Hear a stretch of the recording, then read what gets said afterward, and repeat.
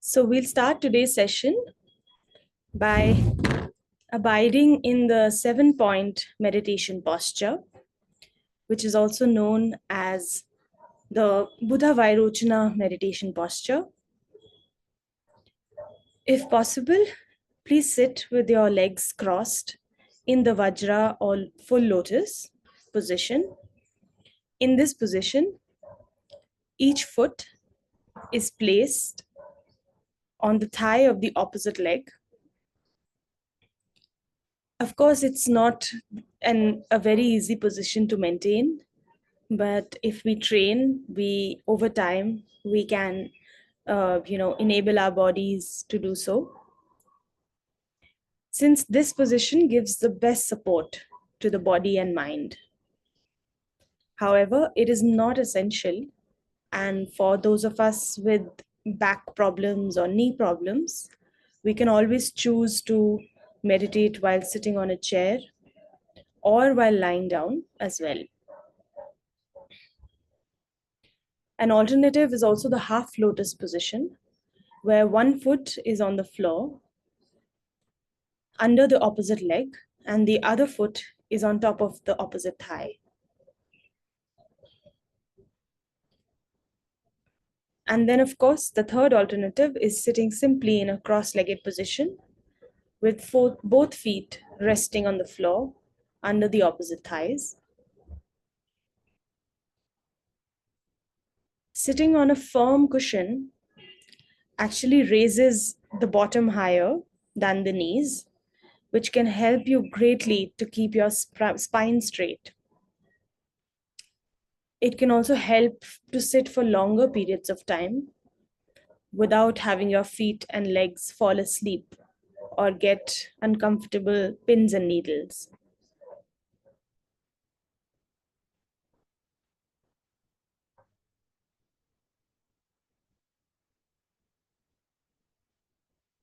First of all, we'll hold our arms, hands loosely on our lap, right hand resting in the palm of the left hand, thumbs slightly touching, forming the shape of a teardrop. Like this. I'm just bringing it upward to show everyone. You can keep the thumbs touching like this or like this, but the idea is to keep the right palm on top of the left palm. This is also called the Dhyana Mudra or the Anjali Mudra. Your hands should be resting about 2 to 3 inches below the navel. Shoulders and arms should be relaxed.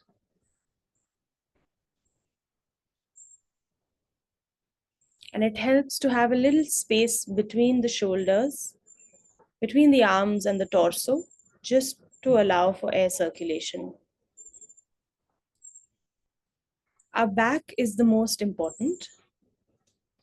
We would keep it straight and held relaxed and lightly upright. This helps our energy flow freely and contributes to the clarity and alertness of the mind in meditation.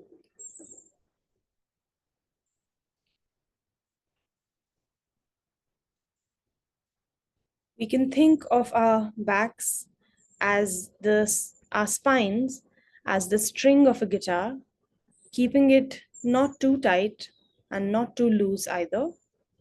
We keep it loosely straight in order to maintain a posture of relaxation, yet vigilance.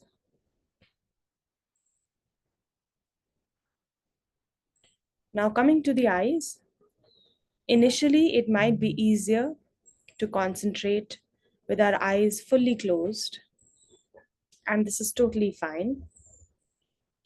But with time, it is recommended to learn how to keep our eyes slightly open, to admit a little bit of light into the eyes. while directing our gaze downwards.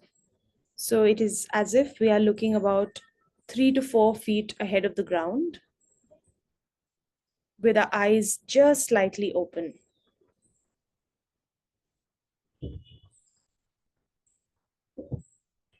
but not really focusing on anything in particular. If we close our eyes fully, we also tend to fall asleep. So, opening them slightly and allowing some light to penetrate helps keep our minds awake.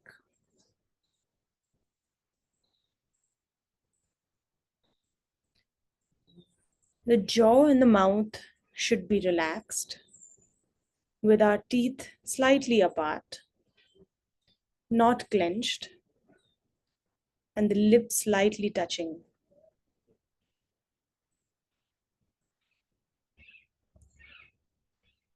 Coming to the tongue, our tongue should rest slightly on your upper palate, with the lip lightly touching the back of the upper teeth. Keeping our tongue lightly touching the upper palate controls the flow of saliva and the need to swallow. These automatic actions of the body sometimes disturb our meditation. Hence, keeping this posture of the tongue allows us to sit for longer without any oral activity bothering us.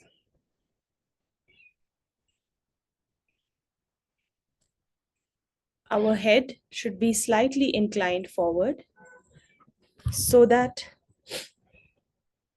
your gaze is naturally in front on the floor. If your chin is too high, we might have problems with distraction or our minds wandering. And if our chin is too low, we might again feel sleepy or sluggish. So we can experiment and keep our necks in a position that is relatively straight, but just slightly bent forward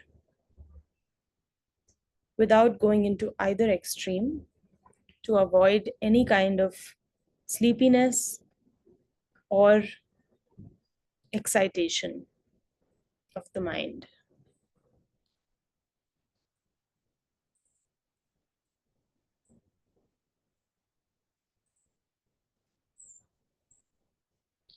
Once we have established this correct 7 point posture, let's take a few deep breaths to really anchor the body in this relaxed state.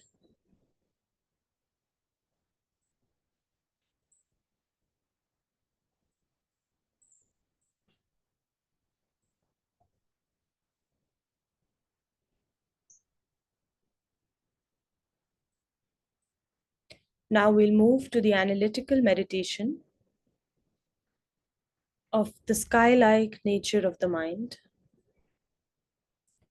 beginning with an altruistic motivation for the session.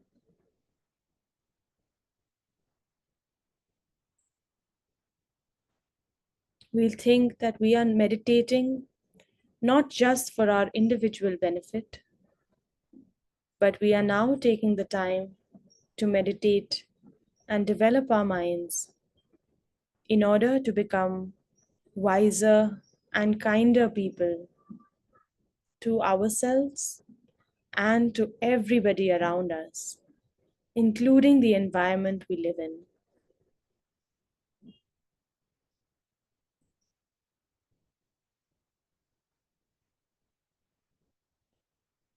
Beginning with this pure altruistic intention to benefit all sentient beings, we'll begin the practice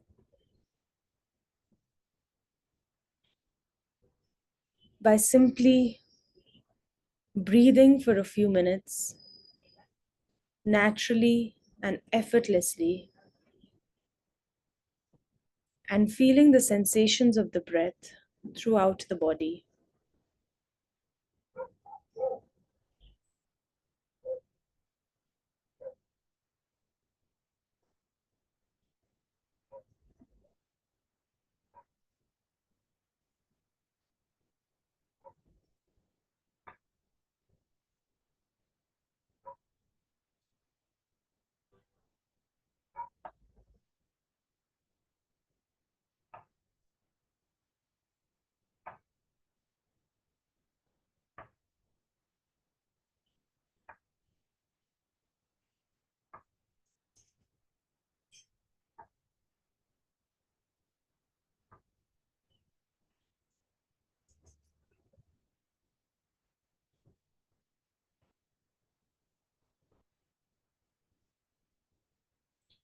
Wherever we can feel the sensations of the breath most prominently, usually this is at our bellies, but it can also be in the region of the nose and the nostrils. We'll settle our attention to that area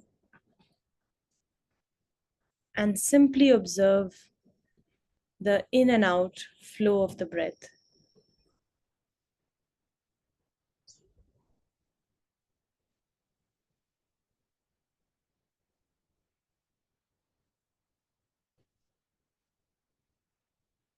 We don't need to breathe in any special way, but simply trust our bodies. As we know, our bodies are very well equipped at breathing efficiently without the interference of the mind.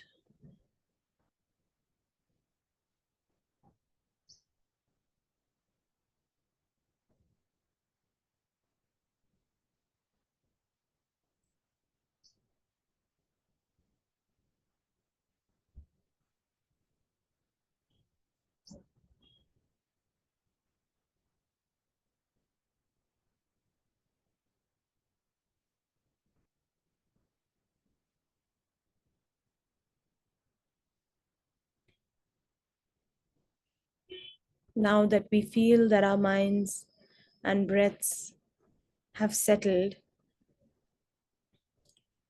in a naturally calm and composed state, we'll move forward.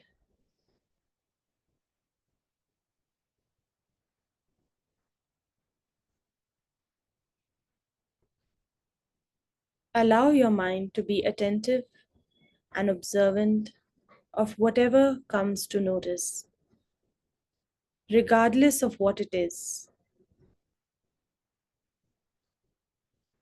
Don't identify with the mental elements arising.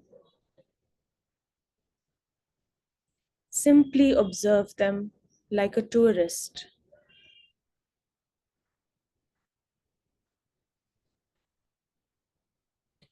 Allow them to arise as you observe them and pass away without getting involved. Just be aware.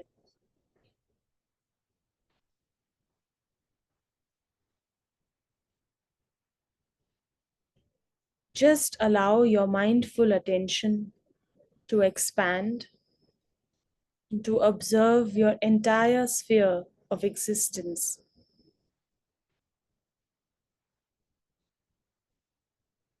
Forget that there is an observer and something being observed.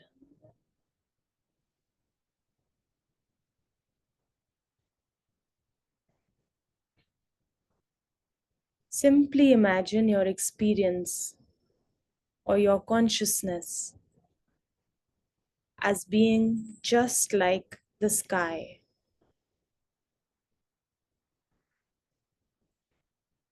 completely clear, vast, spacious, and without end.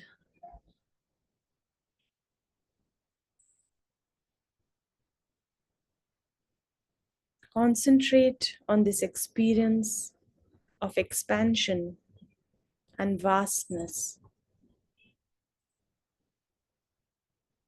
Identify with this experience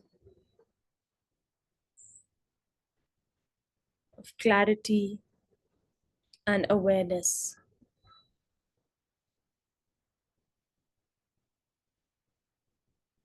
Our minds are completely clear, just as the sky is completely clear.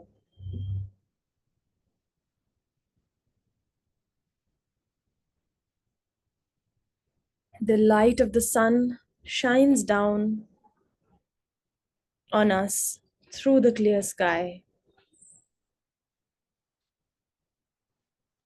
Our awareness and wisdom shines through the clarity of our minds.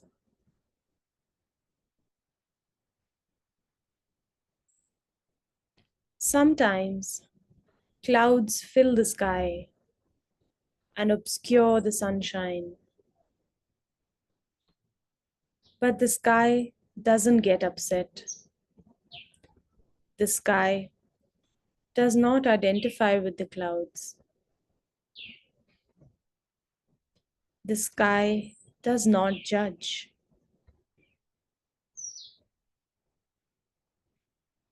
The clouds just pass through the spaciousness of the sky. They come and they go.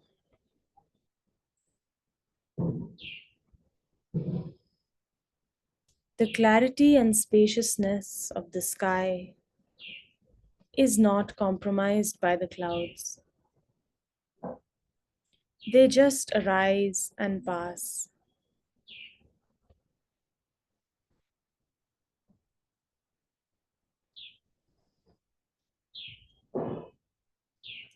Our minds are also clear and aware, spacious, just like the sky.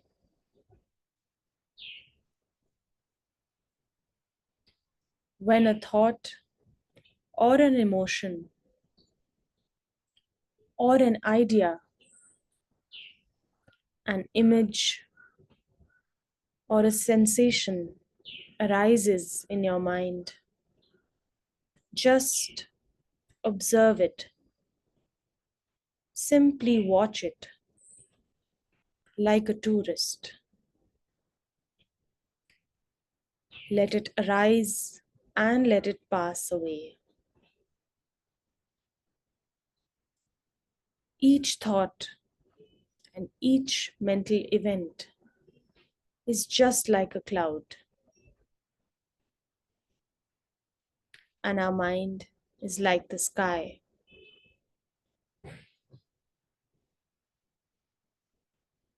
We'll rest in this experience of bliss and spaciousness.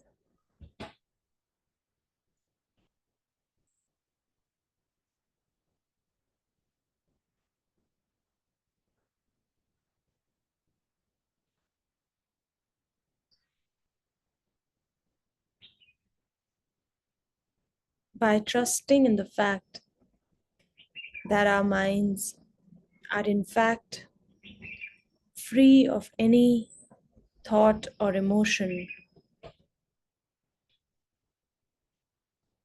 and the mental events can simply pass away upon arising.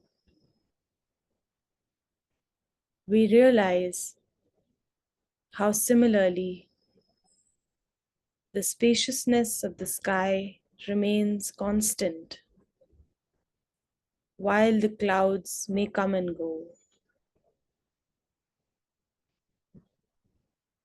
Our mental awareness also stays stable and constant while the activity on the mind comes and goes.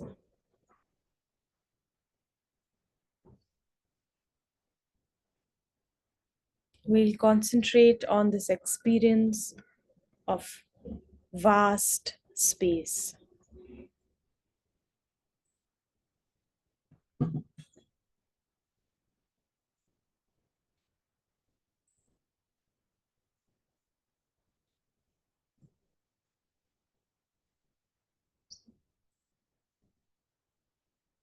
Whenever we identify with and are carried away uncontrollably by a thought or a feeling, we lose any awareness of the spacious clarity of our minds, of the vast, clear, and knowing nature of the mind, within which each thought or feeling occurs.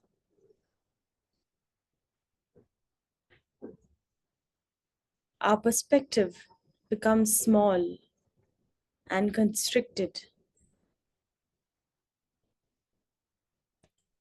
as if all there is are clouds and we've lost the sky.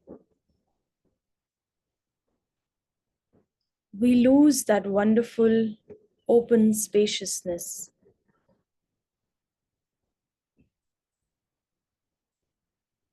When we can simply observe these thoughts and feelings arising without getting involved, when we can identify with the sky instead of the clouds, then we can reside in that spacious purity of our basic clarity of mind.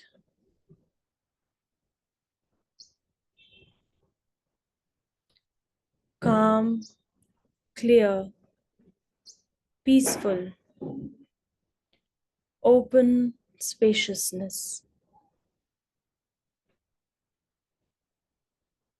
without agitation, without delusions, without anxiety, and without distress, without dissatisfaction and attachments and aversions.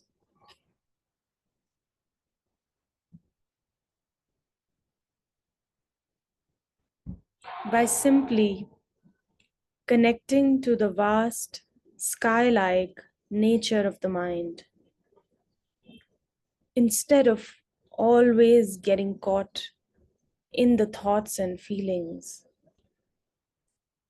we cultivate a nature of our basic purity.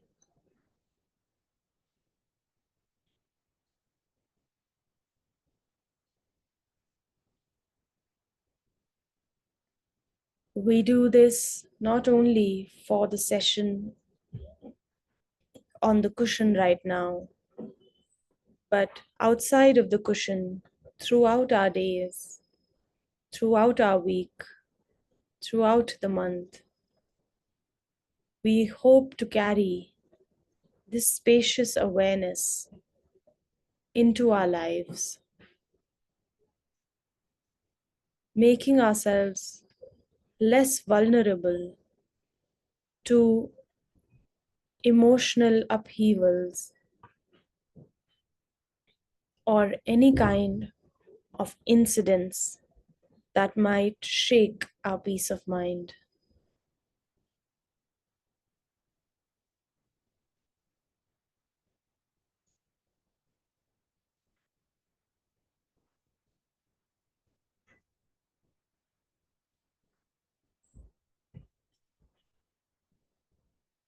We'll do this for another 2 or 3 minutes in silence.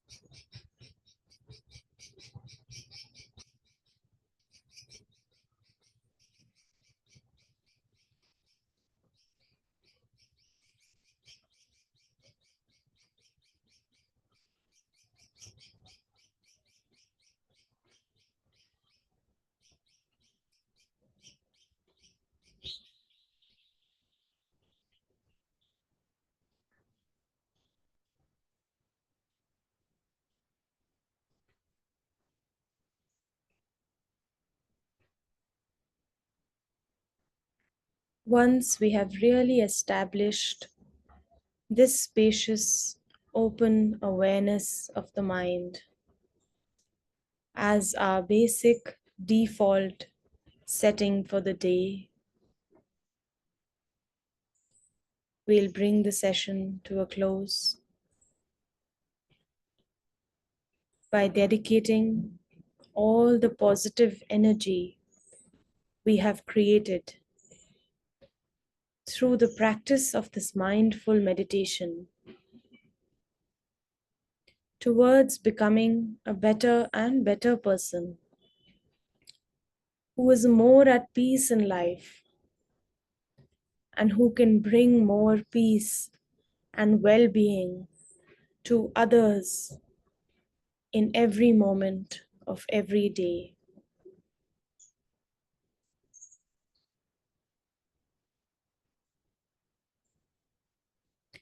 Any virtues or good qualities we may have accumulated,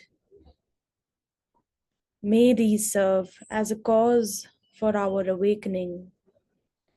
For only when we are awake or more awake will we be able to benefit ourselves and those around us.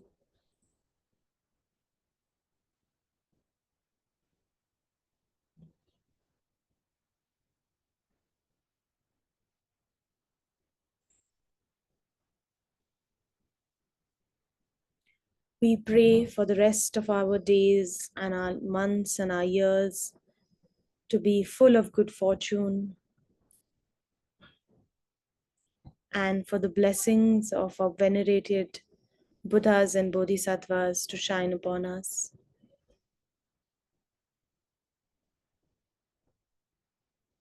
And may all beings have happiness and the causes of happiness.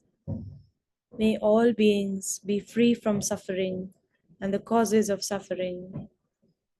May all beings abide in a state of equanimity, free from the two extremes of attachment and aversion, greed or hatred, ignorance or bliss.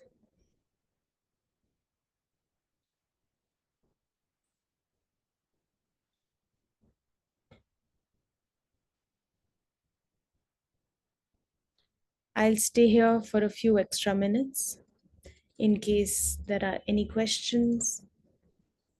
Please feel free to continue your meditation if you feel comfortable to do so.